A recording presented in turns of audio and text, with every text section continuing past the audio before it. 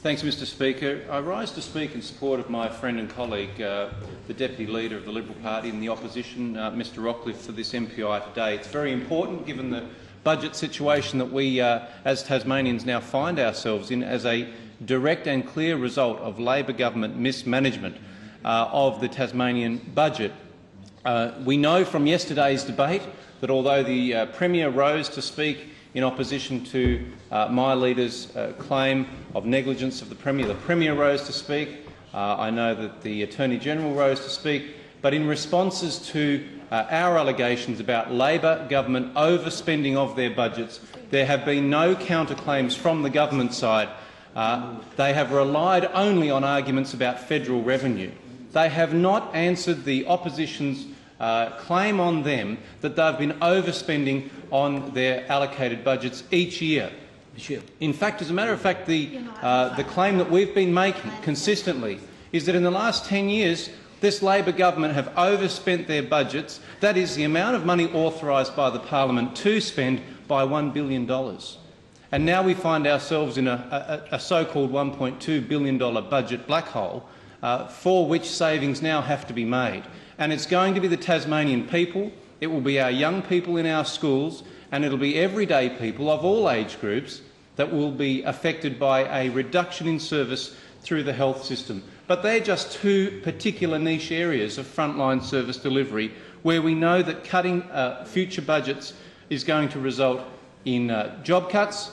And our claim against this government, coupled with the Greens over here, is that they are now turning their back on a promise made less than 1 year ago that they would give an assurance. In fact, I think the words were rock solid, a rock solid guarantee that there'd be no forced redundancies. Now, we're in the opposition. We don't have access to Treasury advice in the way that the former Premier did and the Treasurer does now.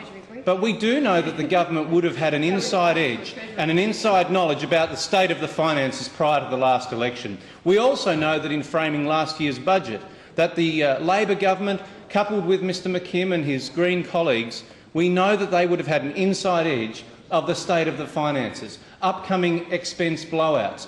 And we know that they budgeted for an amount of money in an appropriation bill.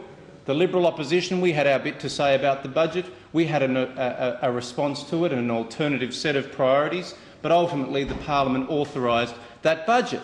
But even this government, coupled with the Greens, have overspent the budget that we haven't even completed the financial year for. Mr McKim, during question time yesterday and today, relies on arguments that the problem that we face today is a consequence of majority Labor governments. He is absolving himself of any culpability in regard to this matter.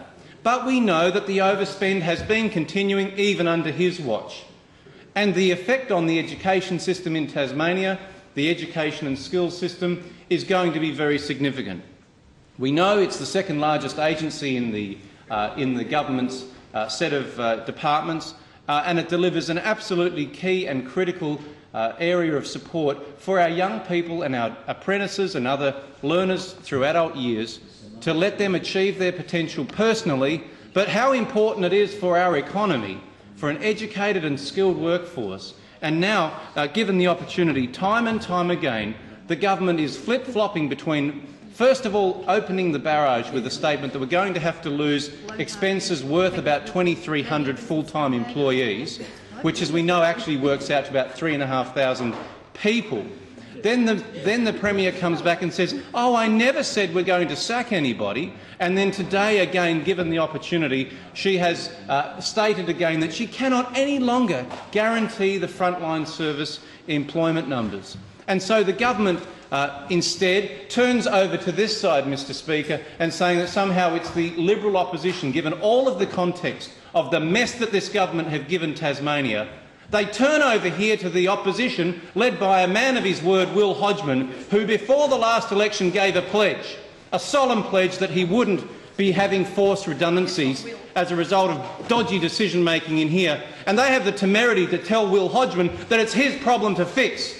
And big spender over here, the Premier and the former Premier, blowing their budgets, having great big spend-a-thons before elections, bringing down a budget in here last June and knowing that in just months they'd be overspending by about 11%, in the first 6-month period, and they have the audacity to tell over here, to tell Mr Will Hodgman that it's his job to save the teachers' positions. I'm very concerned, Mr Speaker, about what this government is doing to the state. That's why I stood for Parliament. That's why I'm standing today with my colleagues in the Liberal opposition. And Mr McKim, who's now entered the room, and I welcome his presence, had the temerity yesterday, and it was nice for you, you got on the news, you had the temerity to say, who is Will Hodgman? Well, my response to you, Mr McKim, I will tell you, my response to you is this. Will Hodgman, my leader, is a man of his word. Oh, really? You should take a page out of his book, and we will. You should take a page out of his book. What about the signature on the? Oh, and so you'll try and change the subject away from a bigger parliament when you, in the face of a debate about 3,500 people, and the effect. Big spender over here is more interested in a bigger parliament than frontline services and the education system that he did everything he could to destroy. This government stands condemned, and the Greens with it. They are part of the problem, and the Tasmanian Liberal opposition will do everything it can to stand up for young people in our education and skills sector.